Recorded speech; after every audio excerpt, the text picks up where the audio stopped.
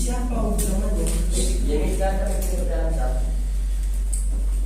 Kayaknya ini Foto buka kaki. Ini keterangannya. Oke. Oke. Dirawat. Siap.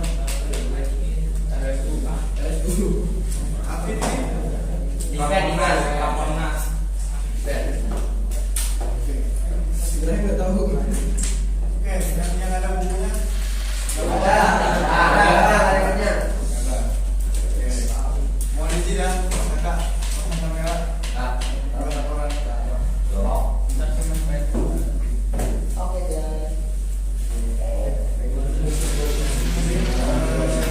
Kalau belajar sama kakak, kalau nggak ada buku isinya nyata sih, itu saja. Ya, bukunya tolong dikeluarin.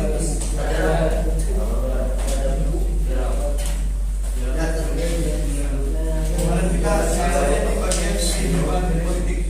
Ya, sekarang kita masuk di bagian sistem pemerintahan kerajaan Sriwijaya. Apa? Kita masuk di bagian sistem pemerintahan kerajaan Sriwijaya.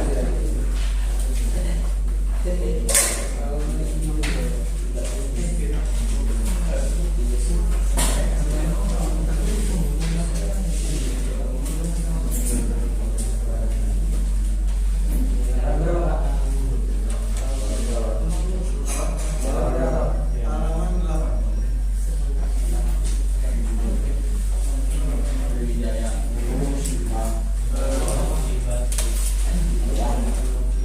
Garis baru.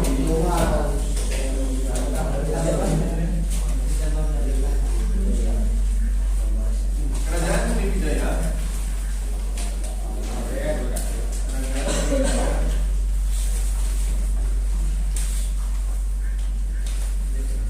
Kerajaan Sriwijaya mengatur sistem pemerintahannya.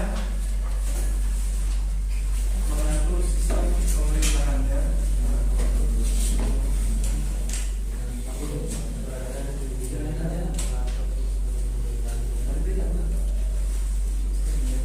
Atas daerah kekuasaannya.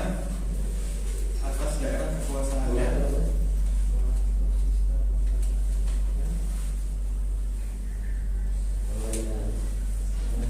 Yang luas itu Roma. Yang luas itu Roma. Tapi pemerintahannya kan? Atas atas ya, Masa pemerintahannya. atas daerah kekuasaannya. Atas daerah kekuasaannya. Atas daerah kekuasaannya. Yang luas itu Roma.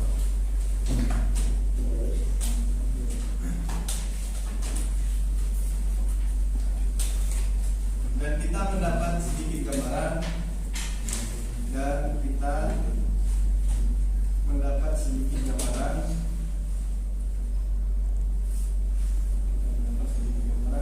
Dari prasasti Telaga Batu.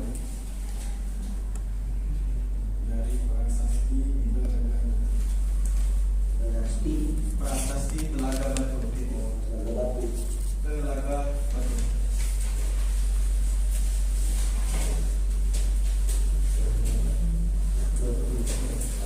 Bawahnya lagi. Kerajaan Sriwijaya dibagi dalam sejumlah mandala. Kerajaan Sriwijaya dibagi dalam sejumlah mandala.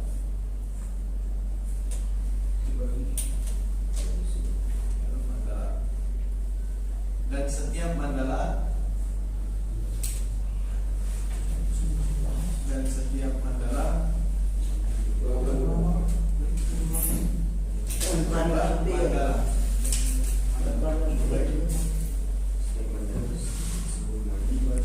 setiap mandala dipimpin oleh seorang datu. Dan setiap mandala dipimpin oleh seorang datu. Datu.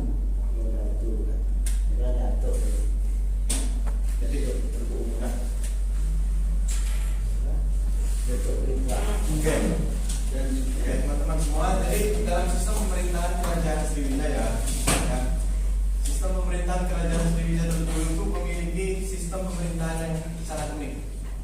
Dimana kalau untuk zaman sekarang itu kan bupati itu kan letaknya di setiap daerah ya. Kalau di zamannya ini, zaman sistem pemerintahan kerajaan Sriwijaya, bupati itu memegang sebuah wilayah kekuasaan yang bisa dibilang kekuasaan itu di atas, di bawah daripada raja. Ya, jadi sistemnya seperti ini. Ada raja yang paling tinggi, kemudian raja itu memiliki putra. Nah, kekuasaan keduanya itu dipegang oleh seorang putra, tapi kedudukannya sama seperti raja. Kemudian putranya itu memiliki anak lagi, bisa dibilang cucu dari raja yang pertama. Jadi rajanya raja ketiga. Kemudian beralih lagi memiliki cicit itu dijadikan sebagai raja keempat. Baru nanti di bawahnya bupati. Jadi bupati ini bisa dibilang sistem pangkatnya lumayan tinggi lah. Bisa dibilang klaster 2 setelah raja. Kemudian dalam sistem pemerintahannya kerajaan Sriwijaya ini kemudian memberikan sebuah kewenangan pada Datu ada yang tahu nggak Datu? Bupati. Nah, Datu itu bupati. Jadi tugasnya bupati itu memegang sebuah wilayah kekuasaan yang disebut sebagai apa tadi? Mandala itu wilayah kekuasaan. Jadi setiap kekuasaan ataupun wilayah-wilayah dari kerajaan Sriwijaya itu dipegang oleh Datu. Terus Kak, tugas daripada raja-raja itu ngapain? Jadi orang pemimpin. Kalau bahasa kerennya mandor lah bahasanya kan? Mandor pemerintah raja. Lagi dia masih bunyi raja, entah itu anak, cincin. Setelah bupati tadi kan memegang wilayah kekuasaannya. Ya, jadi memang sudah diperintah oleh raja. Kemudian di bawah bupati itu ada yang namanya Senepati. Senepati itu panglima perang. Kalau di zaman sekarang ya mungkin kayak polisi, TNI, yang bunyinya megang senjata. Senjata yang memang resmi oleh pemerintah. Kalau senjata yang berarti Saya kira ini peso-peso tahun. Kemudian di bawah panglima perang itu ada yang namanya Nayaka atau Pratjaya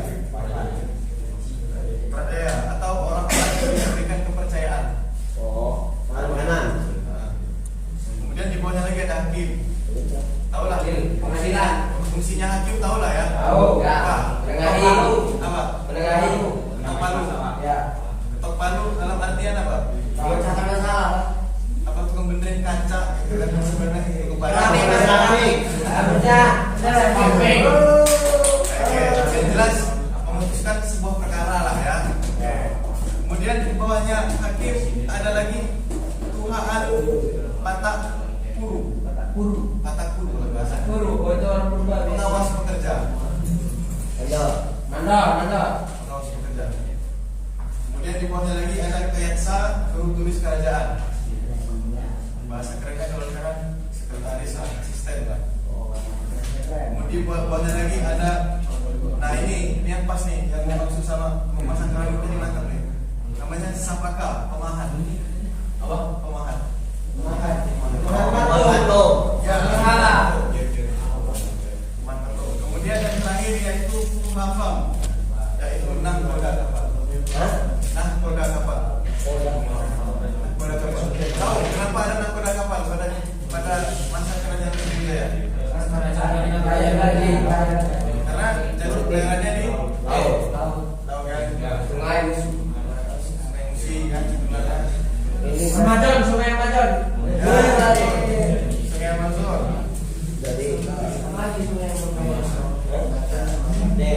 Itulah alasan kenapa kerajaan Sriwijaya bisa dibilang kerajaan yang besar, kerajaan yang struktur, kerajaan yang memiliki apa ya? Memiliki prinsip bahwa kita adalah kerajaan yang besar. Prinsipnya mereka gitu. Ya. Makanya demi mereka mengejar prinsip tersebut, ambisi mereka juga lebih besar. Mereka berani hancur-hancuran buat menaklukan sebuah wilayah. Makanya setiap jalur pelayaran, siapa yang nggak kenal sama kerajaan Sriwijaya? Apa-apa kalau ada kapal asing lewat di jalur pelayaran mereka nggak segan-segan mau menghabisi ataupun memaksa mereka untuk menjadi tawanan dan menjadi kerajaan Sriwijaya. zaman kerajaan Sriwijaya.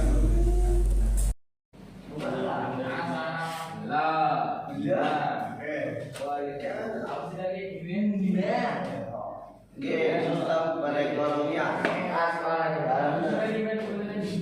Karena letaknya yang strategis membuat Sriwijaya pada kembang sebagai pusat perdagangan terbesar di Asia Tenggara.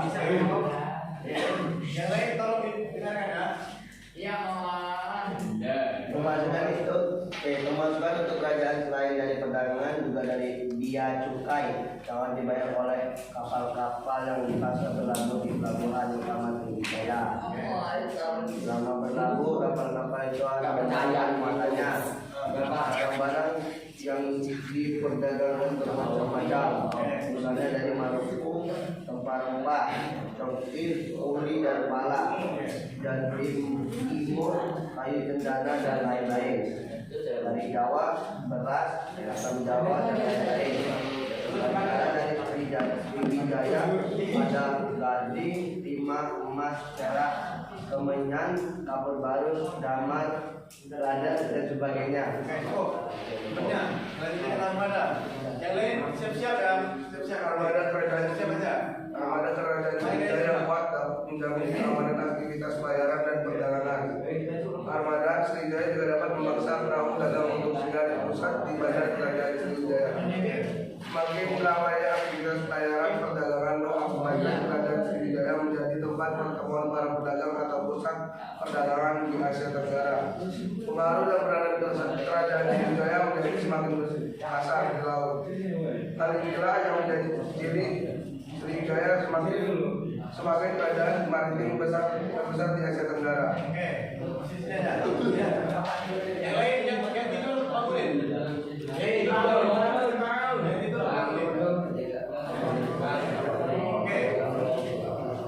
Ini kan temannya udah menjelaskan. Pak, temannya mau menjelaskan dan nanti yang kedua kasih pertanyaan sama teman-temannya. Oke, sekarang bebas pertanyaannya yang penting ada di materi. Oh iya. Oke, tanya sama siapa? Teman-teman, ini saya ingin bertanya kepada Adina Galis. Galis, silakan. Pertanyaan. Barang apa saja yang dibawa oleh Timor? Yo, barang apa saja yang dibawa oleh Ukuran. Jadi mau bekerja berbagi tanah dan Lain-lainnya apa ini? tidak tahu lah. Oke, temennya yang satu coba kasih pertanyaan lagi. Dari sini coba kalau bisa.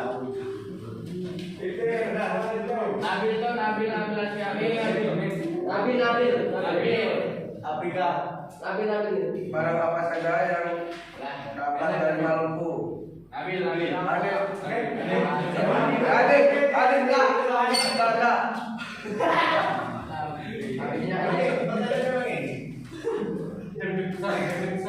Barang apa saja yang dibawa dari Maluku?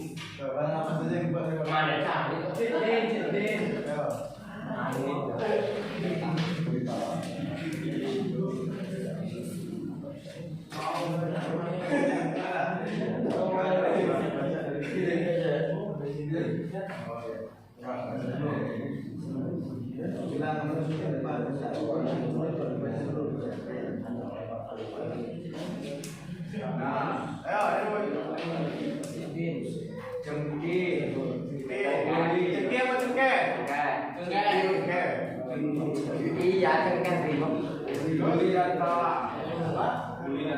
Beli dan pala. Betul nggak? Benar.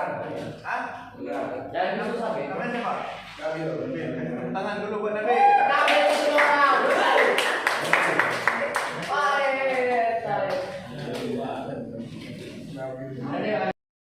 Ya, Bang ya. Siap. Minggu depan kita masuk di bagian kerajaan Majapahit. Kerajaan Majapahit.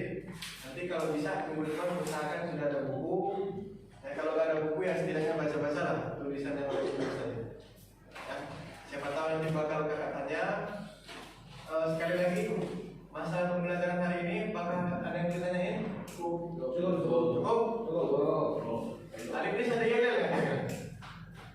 Belum. Yel. Ya ada.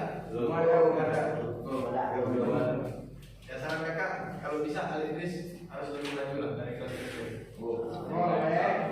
Ratingnya harus dinaikkan lagi. Pasti itu. Pasti kan? Pasti. Ya kita 17 Agustus nanti. Nah, kita harus buktikan pada event-event. Pokoknya dapat juara umum gitu ya. Nah, Tarik tambang gitu. Semua dapat juara. namanya siapa mas? Jedin.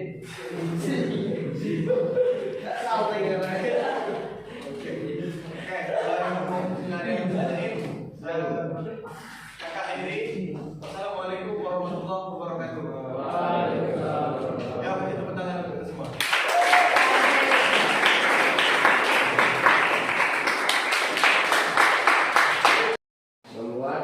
Membuat Sriwijaya cepat berkembang.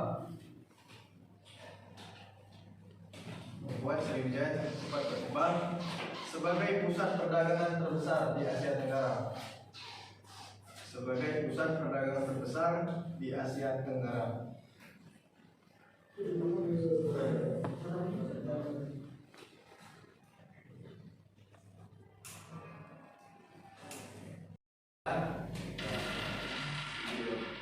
Kira-kira untuk minggu depan kalian sudah ada buku nggak?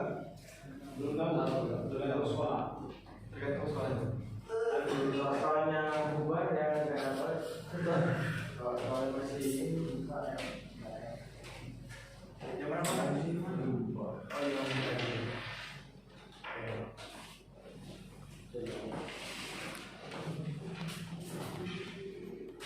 Kalau sama Ustaz Dilo kalian sudah sering diberikan tugas nggak?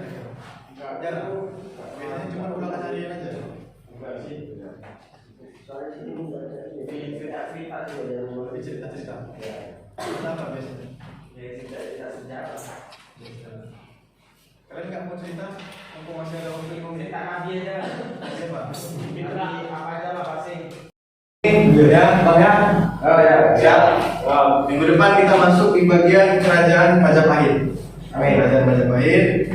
Nanti kalau bisa minggu depan usahakan sudah ada buku. Nah, kalau nggak ada buku ya setidaknya baca-baca lah tulisan yang bagus saja. Ya. Siapa tahu nanti bakal kakak tanya. Sekali lagi masalah pembelajaran hari ini bakal ada yang ditanyain? Cukup. Hari ini ada yang ya? Belum. Yel. Ya ada. Belum ada.